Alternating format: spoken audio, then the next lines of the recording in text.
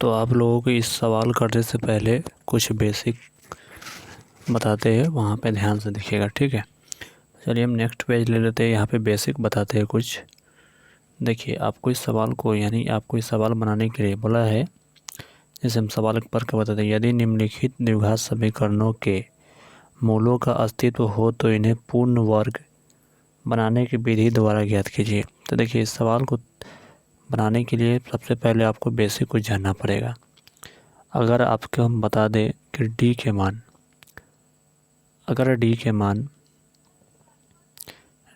मान 0 से बड़ा होगा तो इसका कंडीशन है मूल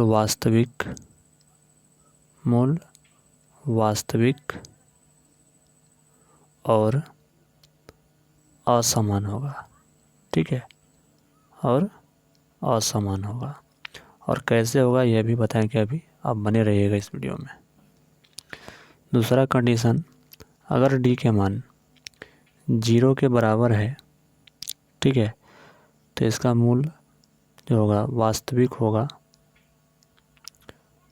और समान होगा, ठीक है, समान होगा। अगर डी के मान 0 से छोटा है तो मूल इसका अवास्तविक होगा। ये आप अपना कॉपी में ज़रूर नोट कर लीजिएगा, या काल्पनिक होगा, इसी को बोलेंगे काल्पनिक, लिख लीजिएगा, ठीक है। तो अगर इतना बात आपको पता है तो सवाल आप बनाने के लिए तैयार रहिएगा। एक बात और जानते हैं यहाँ पे जो आपको बोला गया क्वेश्चन में कि मूलों का अस्तित्व है ना यहाँ पे, तो ये कैसे पता करिए कि मूलों का अस्तित्व है कि नहीं है। तो देखिए इसको पता करने के लिए एकदम सिंपल सी तरीका, हम एक सवाल आपको बेसिक से हम यहाँ पे बताते हैं। चलिए यहाँ पे एक पेज और ले लेते हैं। देखिए यहाँ पर एक पेज लेते हैं, तो ये देखिए एक सवाल हम लिख रहे हैं यहाँ पर। पहला सवाल, जैसे कि 2x², ठीक है, 2x² प्लस की यहाँ पे x दे देते हैं, x माइनस की 4 बराबर की 0, ठीक है। तो अब इसको बताना है कि ये मूलों का अस्तित्व है या नहीं। तो इसको बताने के लिए सिंपल क्या तरीका है, सबसे पहले यहाँ पर लिखिएगा,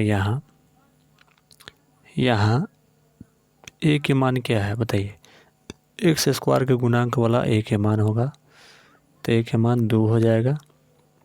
देखिए कलर लेके बताते हैं दूसरा, आपको समझ में आसानी से आएगा। देखिए a के मान होगा x² के गुणांक वाला, ये वाला 2, ठीक है। b के मान जो होगा, यहाँ पे x के गुणांक में अगर कुछ भी नहीं है तो यहाँ पे 1 माना जाता है, तो 1 हो जाएगा b के मान।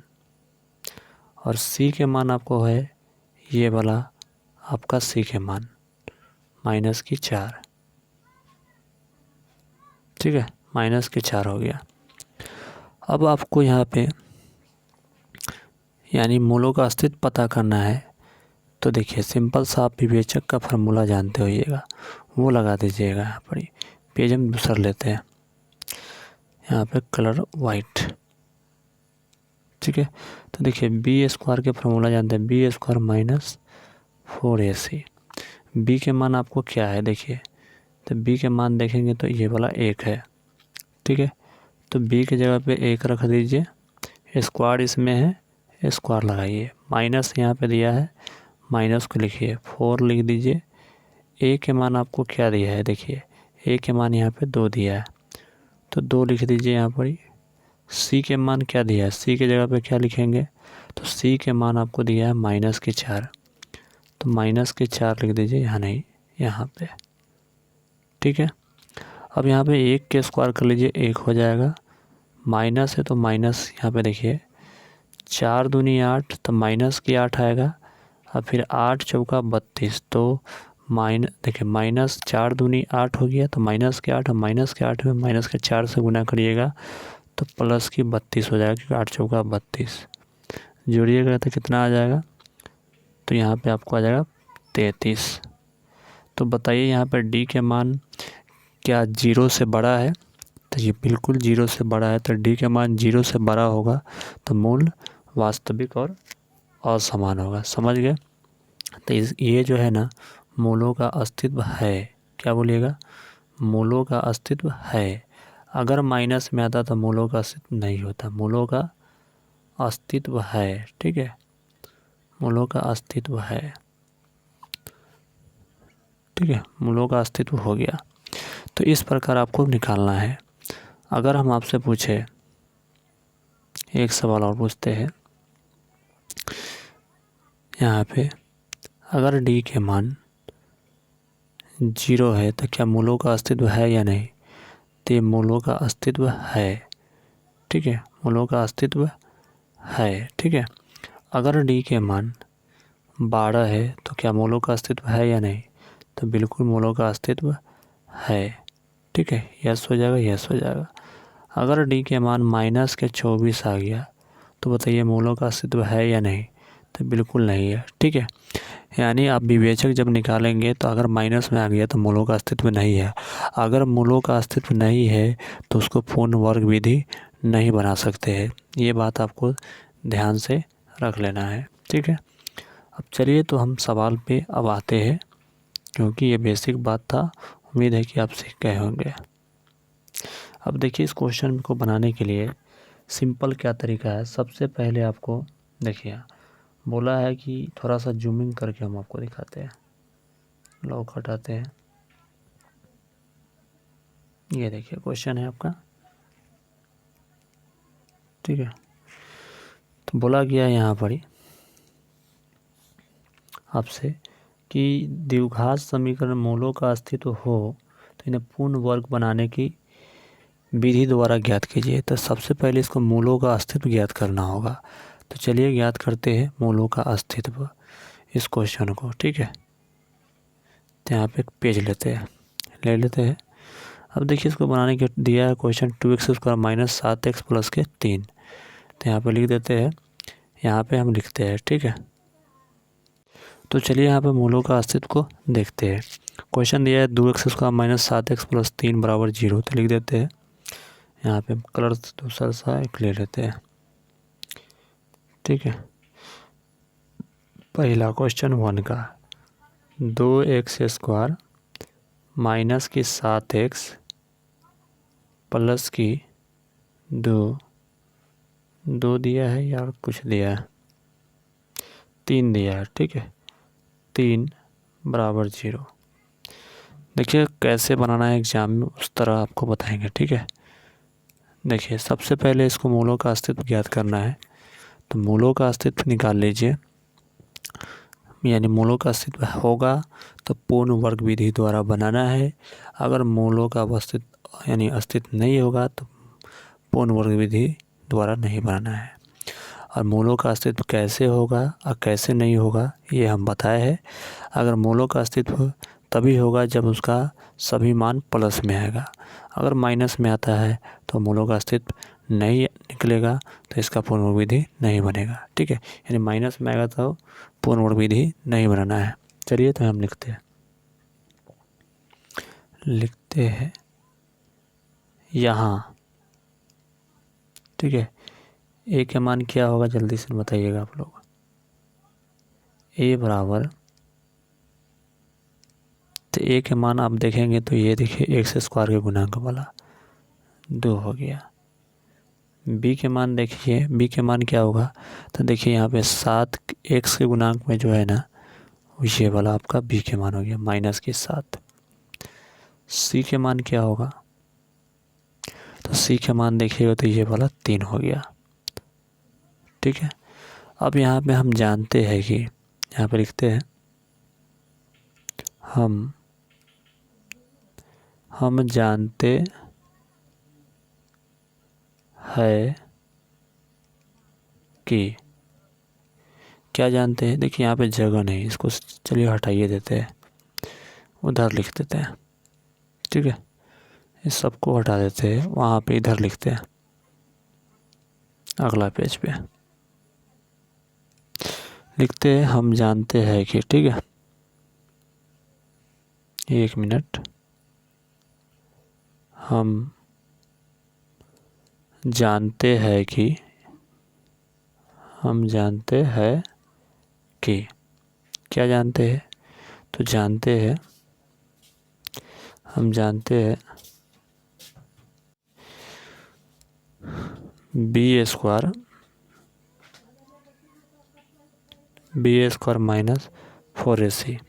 बी के मान आपको क्या दिया है, देखिए ध्यान से, बी के मान आप देखेंगे ना, तो ये देखिए माइनस की 7 दिया है, तो यहाँ पे लिख दीजिए बी के जगह पे माइनस की 7। तो यहाँ पर हमारा डी के मान निकल गया था। अब हमको पूर्ण वर्ग विधि से बनाना है, तो चलिए यहाँ पे पूर्ण विधि बनाते हैं। पूर्ण वर्ग, फिर से लिख देते हैं, पूर्ण वर्ग विधि से, ठीक है। तो पूर्ण वर्ग विधि से बनाने के लिए क्वेश्चन हमारा यही था, 2x² माइनस 7x प्लस के 3 बराबर के 0, यही था। तो एक बात हमारा ध्यान रखिएगा, यहाँ पे लिखेंगे फिर से 2x² माइनस 7x, प्लस के जो 3 यहाँ पे दिख रहा है, देखिए कलर दूसरा लेके समझाना चाहेंगे, ठीक है। ये प्लस का जो 3 यहाँ पे दिख रहा है, तो इस पार लिखेंगे माइनस के 3 हो जाएगा, ठीक है। तो माइनस के 3 हो जाएगा। अब यहाँ पे देखिएगा, कलर हटाते हैं, यहाँ पे x² के गुणांक से, यहाँ पे भाषा का प्रयोग करेंगे, x² के गुणांक से, ठीक है। यहाँ पे ये कलर लेते हैं, यहाँ पे लिखते हैं x² के गुणांक से दोनों पक्षों में या दोनों तरफ, ठीक है, दोनों पक्षों में, ठीक है, दोनों पक्षों में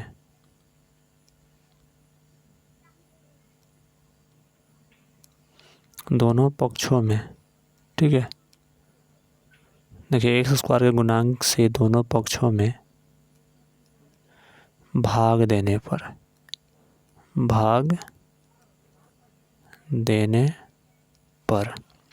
ये भाषा लिखेंगे। तो देखिए x² के गुणांक कौन है, तो देखिए यहाँ पे x² के गुणांक कौन है, हम आपको बताते हैं। ये देखिए x² है, और इसके बगल में जो 2 बैठा है, यही x² का गुणांक है। तो चलिए यहाँ पर अब x² के गुणांक में भाग करते हैं। तो देखिए फिर से हम लिखेंगे इसको, अगला पेज पे आते हैं, ठीक है, या थोड़ा सा इसी को जूमिंग कम करते हैं, ठीक है। चलिए, तो देखिए यहाँ पे लिखेंगे 2x² लिखेगा माइनस 7x बराबर की -3 लिखेगा, और बोले कि x² गुणांक से दोनों पक्षों में भाग करते हैं, यानी 2 से भाग करेंगे यहाँ पर ही, और इसमें भी 2 से भाग करेंगे, और इसमें भी 2 से भाग करेंगे, ठीक है। तो अब देखेंगे तो यहाँ पे 2 से 2 कट चुका है, ये 2 कट गया। अब यहाँ पर क्या बच गया, तो हमारा बच गया, अगला पेज पे आते हैं, यहाँ पे आपको बच गया x²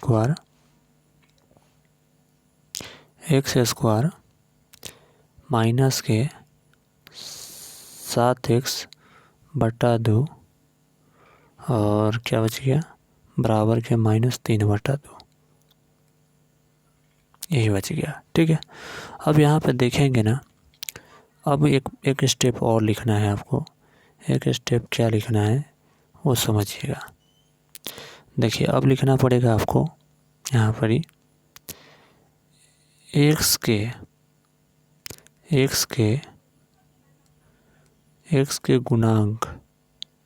के गुणांक से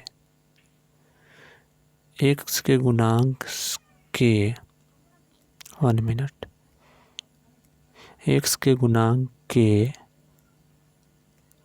आधे से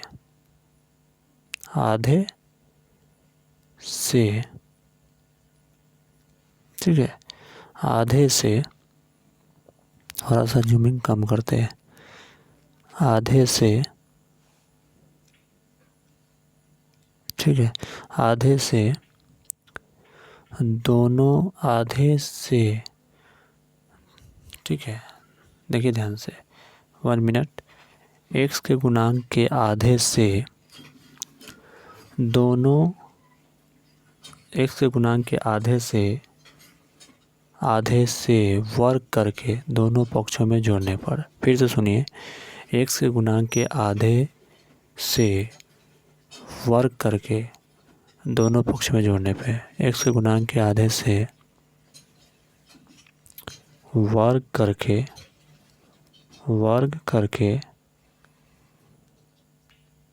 दोनों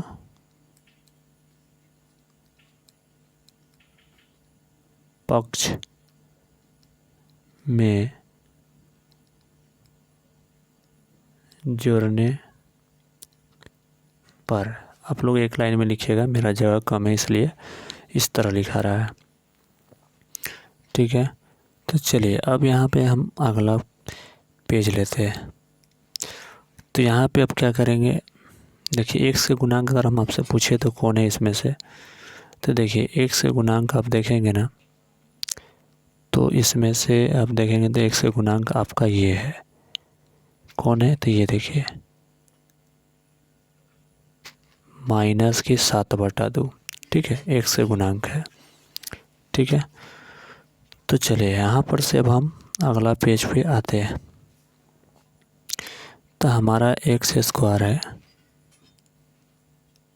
एक्स स्क्वायर -7x/2 बराबर की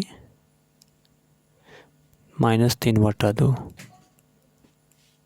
ठीक है। अब एक्स के गुणांक हमारा यही है -7/2, और आधे से बोला है तो इसको आधा से भाग करिए, भाग करेंगे, ये रफ में हम कर रहे हैं, रफ कार्य कर रहे हैं, ठीक है। अभी इसको हटा देंगे, तो चलिए, नहीं तो चलिए यहाँ पे कोई बात नहीं, यहाँ पे अब देखिए इसमें नो चेंजिंग होगा, तो -7/2 गुना, इसके नीचे कुछ भी तो 1 है, फिर से समझ लीजिए, यहाँ पे इसके नीचे कुछ भी नहीं तो 1 है, तो यहाँ पे लिखेंगे तो -7/2 गुना, ये वाला जो 1 है ऊपर चला जाएगा और ये वाला 2 है नीचे आ जाएगा, तो यहाँ पे हो जाएगा आपको -7/2 में 2 से गुना करेंगे तो 4, तो -7/4 आया, इसको वर्ग कर देंगे। अब क्या करेंगे, वर्ग करते हैं, चलिए अब यहाँ पे वर्ग कर दीजिए, -7/4 को वर्ग कर दीजिएगा, 7 के स्क्वायर 49 और 4 के स्क्वायर 16, ठीक है। तो यहाँ पर आपको क्या करना है,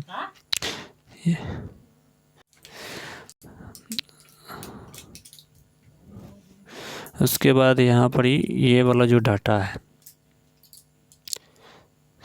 जोड़ना है, ये वाला जो आया है हमारा, ये 7x बटा जो माइनस के है उसमें जोड़ना है, और -3/2 में जोड़ना है। चलिए इसको हम हटाते हैं, ये हमारा रफ कार्य था, ठीक है। चलिए अब यहाँ पर हम जोड़ते हैं, हमारा आया था, तो यहाँ पर लिखते हैं एक्स स्क्वायर -7x/2 प्लस की हमारा 49/16 आया था, और इधर हम जोड़ देते हैं -3/2 प्लस 49/16, ठीक है। अब यहाँ पे ना इसको a + b के जो होल स्क्वायर के सूत्र है उस पे डालना है। ठीक है, तो यहाँ पे ध्यान से आप देखिएगा, थोड़ा सा क्वेश्चन लंबा है वीडियो। ठीक है, इसको हटाते हैं। देखिए ये वाला है, आपको इसको ऐसे लिख दीजिएगा, x square plus x square लिखिएगा यहाँ पर, एक्स स्क्वायर हो गया। उसके बाद आपको यहाँ पे लिखना है, यहाँ पे प्लस लिख दीजिए। ये 7 के स्क्वायर है तो 7 लिख दीजिए, ये 16 के स्क्वायर है 4 के लिख दीजिए, स्क्वायर लिख दीजिए। अब यहाँ पे आपको लिखना है, यहाँ पे ध्यान दीजिएगा, ये आपका माइनस में जा रहा है। ठीक है ना, माइनस के फॉर्मेट में जा रहा है, तो ये -2ab पे जाएगा। तो यहाँ पे देखिए 2 ए के मान x दिया है तो x लिख दीजिए, और आपका b के मान दिया है, थोड़ा सा हम इसको छोटा करते हैं। ठीक है, इधर कर लीजिए। यहाँ पे देखिए गुना, ओके, जगह कम है, थोड़ा सा फिर से इसको हटा के लिखते हैं। 1 मिनट, इसको हटाते हैं, इसको भी हटा देते हैं। फिर से देखिएगा, यहाँ पर ही आपको ना एक्स स्क्वायर हो जाएगा, यहाँ पे इस 7 के स्क्वायर है तो ऐसे 7 लिखिए, 16 के स्क्वायर है तो 4 लिखिएगा, स्क्वायर लगा दीजिए। ये माइनस के 2ab पे जा रहा है। ठीक है, तो माइनस लगा दीजिए, 2 लिख दीजिए। ए के मान आप देखिए क्या दिया है, तो ये वाला आपका ए के मान है। ठीक है, नहीं समझिए तो फिर से समझाते हैं।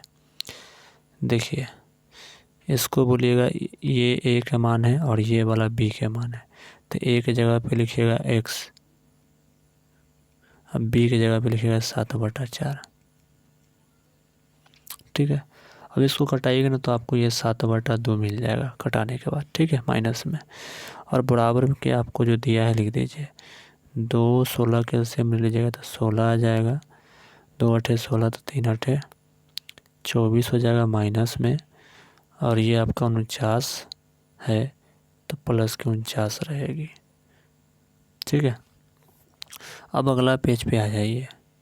अब इसको एक जगह हम लिख देंगे, यहाँ पे देखिए x लिख देंगे, माइनस लिख देंगे, और यहाँ पे b के मान आपको 7/4 है तो 7/4 लिख दीजिए, स्क्वायर लगाइए। ये कैसे आया देख सकते हैं, इस वाला फॉर्मेट में हम रख दीजिए। देखिए ध्यान से, यहाँ पे रख दीजिए, इसको हटाइए, इसमें रखे है। ठीक है ना, ए की जगह पे आपको लिखे x और b की जगह पे लिखे 7/4, यहाँ पर स्क्वायर लगा दिए क्योंकि a-b वाला फार्मूला पे लगाया, तो वही रख दिए यहाँ पर। अब इसको हमारा घटाएंगे, देखिए इसको घटाएंगे 49 में से 24 तो 25 आ जाएगा, 25/16। ठीक है, और यहाँ पे अब लिखेंगे x - 7/4, और ये वाला 2 जो है हटाएंगे तो इस पर रूट चढ़ जाएगा, तो रूट आ जाएगा, तो 25/16 हो जाएगा। अब इसका वर्गमूल निकाल लीजिए, निकालिएगा तो आपको आ जाएगा x - 7/4, और इसका वर्गमूल 25 का वर्गमूल 16 का वर्गमूल निकालिए तो 5/4। ठीक है, अब यहाँ से हम अल्फ़ा के मान निकाल लेते हैं, इसको उस पार ले जाइएगा, तो अल्फ़ा के मान निकाल लीजिए यहाँ से, तो 5/4 रहेगा, माइनस कर लीजिए अल्फ़ा का मान, प्लस की 7/4 होगा। तो बनाइएगा तो यहाँ पर क्या आ जाएगा, 7 में से 5 घटाइएगा तो आपको बचेगा 2/4, है ना। तो 2 दूनी 4 कटेगा, क्योंकि माइनस है ही, तो माइनस है तो 7 में से 5 घटा लिए तो 2 कट गया, तो 1/2 आ गया मेरा अल्फ़ा के मान। और बीटा के मान निकाल लेते हैं यहाँ से, तो बीटा के मान निकालने के लिए ये देखिए हमारा 5/4 रहेगा, फिर से 5/4 रहेगा, और ये प्लस किया जाएगा, इधर आ रहा है तो प्लस कितनी 7/4 हो जाएगा। तो जोड़ लेंगे तो 7×5 12, 12/, यहाँ पे 4 4 3 12, बीटा के मान आ गया 3। ठीक है, तो इस प्रकार हमारा सवाल बन चुका है। तो इस प्रकार हमारा बीटा के मान, तो अल्फ़ा के मान हमारा कितना आया था 1/2 और बीटा के मान हमारा कितना आया था 3। तो फाइनली इसका उत्तर क्या निकल के आ गया, तो फाइनली इसका उत्तर ये वाला हो चुका है। तो देखिए थोड़ा सा लंबा हुआ है क्योंकि समझाना पड़ा है। तो इस प्रकार ये सवाल बन चुका है, अब देख सकते हैं। बाकी रहा सवाल, तो बाकी के सवाल नेक्स्ट वीडियो में बनाएंगे क्योंकि वीडियो ज़्यादा ही लंबा हो गया है।